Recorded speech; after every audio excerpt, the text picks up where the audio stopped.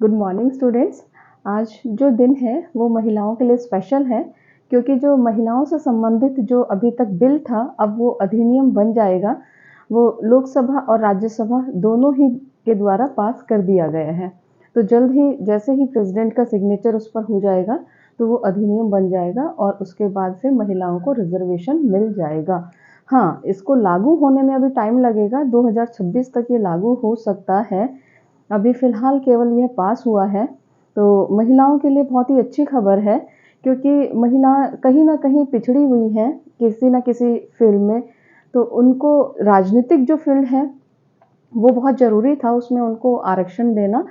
तभी तो महिलाएँ फिर घर के इस चूल्हे-चौके से निकल कर बाहर संसद तक जा सकेंगी। तो ये ऐतिहासिक ही दिन है, जो महिलाओं को अवसर मिलेगा, ज़्यादा से ज़्यादा महिलाएँ हमारे जो देश को है, वो रिप्रेज़ेंट करेंगी पार्लियामेंट में, संसद में बैठकर। तो इसी खुशी के साथ आज का टॉपिक शुरू करते हैं। Today's topic is high court of states, कि जो राज्य हैं उनके लिए हाई कोर्ट्स होंगे, कि हर एक राज्य के लिए एक हाई कोर्ट होगा। तो जितने भी भारत में राज्य हैं उनके लिए हाई कोर्ट दिया गया है कि एक हाई कोर्ट होगा। बट एक्सेप्शन है कि भाई हाँ, 2 राज्यों के लिए क्या कॉमन हाई कोर्ट हो सकता है? यस है। और क्या यूनियन टेरिटरी के लिए भी उसी हाई कोर्ट को, जो राज्य का हाई कोर्ट है, उसकी पावर्स को एक्सटेंड किया जा सकता है? यस। तो उसके लिए भी हाई कोर्ट हो सकता है, एक राज्य और यूनियन टेरिटरी के लिए भी। तो ये जो आर्टिकल 224 से 232 तक ये टॉपिक है, इसको कवर करना है। आज केवल हम जो कवर करेंगे आर्टिकल 224A तक करेंगे, क्योंकि इसके ज्यूरिसडिक्शन जो है मैं अपनी नेक्स्ट वीडियो में कवर करूंगी। एक वीडियो में पॉसिबल नहीं था कि इसकी पावर्स के साथ, इसकी ज्यूरिसडिक्शन के साथ, इसका कंस्ट्रक्शन और इसकी जो जितने भी अपॉइंटमेंट के क्या कंडीशंस है, क्या इसकी क्वालिफिकेशंस है, वो कवर करना। तो इस वजह से इसको हमने आज केवल इस वीडियो में 224A तक किया है। 214 से जो स्टार्ट होता है हाई कोर्ट, ये जो हाई कोर्ट है किसी भी राज्य का, there shall be high court for any state, ये 214 में लिखा हुआ है कि 214 में लिखा है कि एक राज्य के लिए एक ही हाई कोर्ट होगा। नेक्स्ट 215 जो है, ये आपका एग्जाम का क्वेश्चन है। 215 इसको बहुत पूछते हैं कि जो हाई कोर्ट होगा वो कोर्ट ऑफ रिकॉर्ड होगा। जब सुप्रीम कोर्ट कवर किया था उसमें भी मैंने आपको एक्सप्लेन किया था कि कोर्ट ऑफ रिकॉर्ड क्या होता है, कि वो अपने रिकॉर्ड्स को क्या करके रखता है, मेंटेन करके रखता है और पनिश कर सकता है अपने कंटेम्प्ट के लिए। तो सुप्रीम कोर्ट का भी कोर्ट ऑफ रिकॉर्ड है और हाई कोर्ट भी कोर्ट ऑफ रिकॉर्ड है। Next is article 216। 216 कहते हैं कॉन्स्टिट्यूशन ऑफ हाई कोर्ट, कि हाई कोर्ट जो है उसमें कौन कौन होगा। एक चीफ जस्टिस और अदर जो जजेस हैं वो होंगे। नंबर ऑफ जजेस आर नॉट फिक्स्ड। और इनको कौन अपॉइंट करता है? ये जो अदर जजेस हैं इनको appointed by the president, president ने अपॉइंट किया है। तो उनसे मिलकर क्या होगा, इसकी कॉन्स्टिट्यूशन होगी, इसकी स्थापना होगी। नेक्स्ट जो है 217, that is appointment and conditions of office. Mainly जो कंडीशंस ऑफ ऑफिस हैं वो इसमें इम्पॉर्टेंट है। अपॉइंटमेंट प्रेसिडेंट ही करता है, जो हाई कोर्ट के जो जजेस हैं उनका। और किससे कंसल्ट करके करता है? Consult with the chief justice of India. First is chief justice of India, next is governor of that states and third one is CJ of the high court. जो chief justice of the high court, उससे consult करना होगा, governor से consult करना होगा और chief justice of India से consult करके ही हाई कोर्ट के जजेस का अपॉइंटमेंट होता है। इसमें एक प्रोविजो है, this proviso is very important. और ये जो 62 इयर्स है, ये इनकी रिटायरमेंट एज है कि 62 इयर्स पर ये रिटायर हो जाते हैं। सुप्रीम कोर्ट के जजेस 65 इयर्स पर रिटायर होते हैं और हाई कोर्ट के जजेस 62 इयर्स पर रिटायर होते हैं। ये जो हाई कोर्ट के जजेस हैं ये किसको रिजाइन करेंगे? ये प्रेसिडेंट को अपना रेजिग्नेशन देंगे। नेक्स्ट, इनको रिमूव भी किया जा सकता है। रिमूव बाय, इनको रिमूव कौन कर सकता है? रिमूव भी प्रेसिडेंट कर सकते हैं इनको, अकॉर्डिंग टू आर्टिकल 124(4). ये जो आर्टिकल है 124(4), ये सुप्रीम कोर्ट का आर्टिकल है कि सुप्रीम कोर्ट के जजेस को कैसे रिमूव किया जाता है। उसी प्रकार same to same high court के जजेस को भी रिमूव किया जाएगा। कौन से प्रोसीजर से? The procedure given under article 124 clause 4 of the constitution. जो 124 का क्लॉज 4 है जिसमें सुप्रीम कोर्ट के जजेस को रिमूव करने की क्या है, प्रोसीजर है, वो सेम टू सेम प्रोसीजर जो है हाई कोर्ट के जजेस के लिए भी होगी। सी जो कहता है कि इसकी जो सीट है वो वैकेट हो जाएगी। कैसे वैकेट होगी? अगर कोई हाई कोर्ट का जज किसी और हाई कोर्ट में ट्रांसफ़र होता है then seat will be vacated, या फिर वो जो हाई कोर्ट का जज है वो सुप्रीम कोर्ट का जज अपॉइंट हो जाता है तो भी सीट वैकेट हो जाती है। तो मेन ये 217 इट इज़ वेरी इंपॉर्टेंट। ये आपके जो कंपटीशन के पॉइंट ऑफ व्यू से ये आर्टिकल बहुत इंपॉर्टेंट है, क्योंकि इसमें मेनली यही पूछा जाता है कि जो इनका अपॉइंटमेंट है वो कैसे और इनका जो रिमूवल है वो किस तरीके से किया जाता है।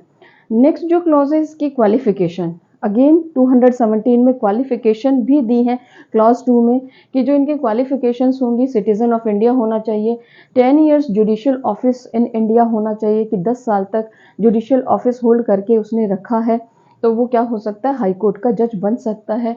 और 10 इयर्स उसकी एडवोकेसी होनी चाहिए हाई कोर्ट में, किसी भी एक या दो हाई कोर्ट में भी, लेकिन जो कंप्लीट है वो 10 साल होना चाहिए। और अब इस 10 साल में क्या क्या इंक्लूड है, तो इसी में गिवन है कि 10 साल जो है 10 इयर्स जो है उसमें जुडिशियल ऑफिस, कोई भी जुडिशियल ऑफिस जो है वो इंक्लूड है, या फिर वो हाई कोर्ट का ये जुडिशियल ऑफिस होल्ड करने के बाद हाई कोर्ट का एडवोकेट जो है वो रह चुका है और मेंबर ऑफ एनी ट्रिब्यूनल रह चुका है, या फिर एनी पोस्ट फॉर विच जो लीगल जो है लॉ की नॉलेज जो है वो एसेंशियल है, रिक्वायर्ड है उस पोस्ट के लिए, तो वो भी उसमें कंप्यूटेशन ऑफ द पीरियड में कि 10 इयर्स के उसमें हम क्या करेंगे, उसको गिनती करेंगे। नेक्स्ट जो बी है कि वही एडवोकेसी होनी चाहिए हाई कोर्ट्स में, कि डिफरेंट डिफरेंट हाई कोर्ट्स में भी हो सकती है और सेम हाई कोर्ट में भी 10 साल तक क्या रह चुका हो, वो हाई कोर्ट एडवोकेट रह चुका हो तो वो क्या अपॉइंट हो सकता है, वो हाई कोर्ट का जज अपॉइंट हो सकता है।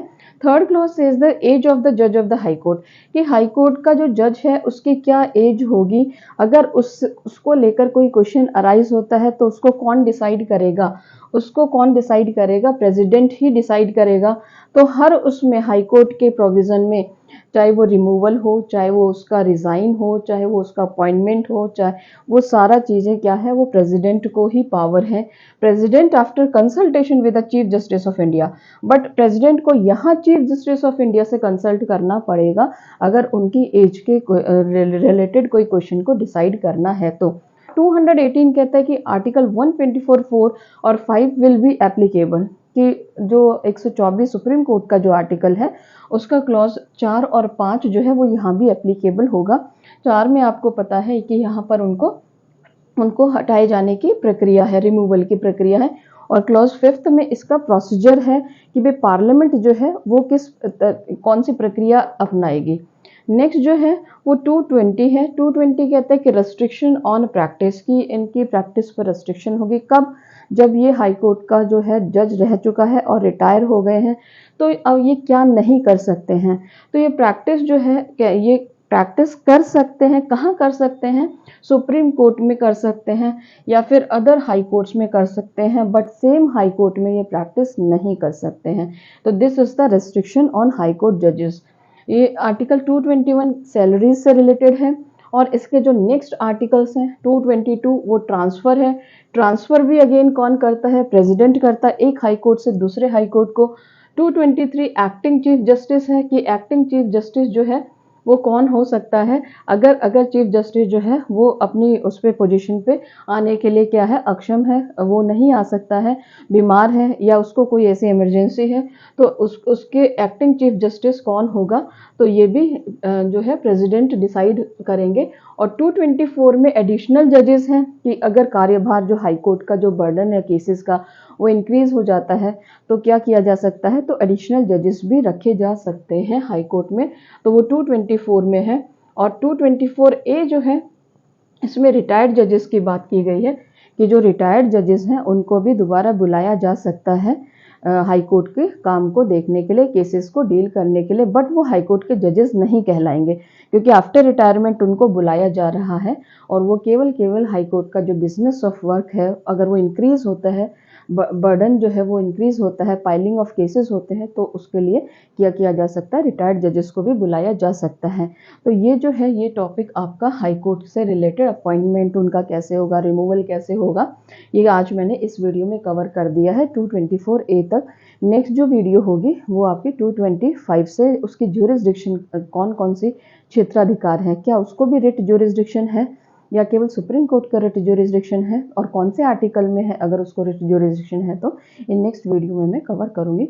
आई होप स्टूडेंट्स ये जितने भी आर्टिकल्स हैं ये आप याद करेंगे और आपको समझ में आए होंगे। मैंने अपनी पूरी कोशिश की है कि आपको जो है कॉन्स्टिट्यूशन का एक बार जेएलओ के एग्ज़ाम से पहले कवर कर दूं, ताकि जो आपका फर्स्ट पेपर है वो कवर हो जाए। आप ज़्यादा से ज़्यादा रिवीजन करेंगे तो आपको ज़्यादा से ज़्यादा याद होगा, तो और जितना ज़्यादा याद होगा उतना ही अच्छा अटेम्प्ट आप वहाँ कर कर आएंगे। रिवीजन अगर नहीं होगा तो कोई फ़ायदा नहीं है आपके पढ़ने का। एक बार में कोई भी इस तरीके से नहीं कर सकता है, एटलीस्ट कम से कम 5-6 बार आपका कोर्स जो है वो रिवाइज होना चाहिए, तभी आप टॉपर्स जो हैं कि हाँ लिस्ट में जो भी कट ऑफ आती है उसमें आप वो आ सकते हैं, अगर आपने 6-7 बार रिवाइज किया है तो किसी भी टॉपिक को। तो thank you students, I hope आप अपनी तैयारी अच्छे से कर रहे होंगे। Okay students, bye.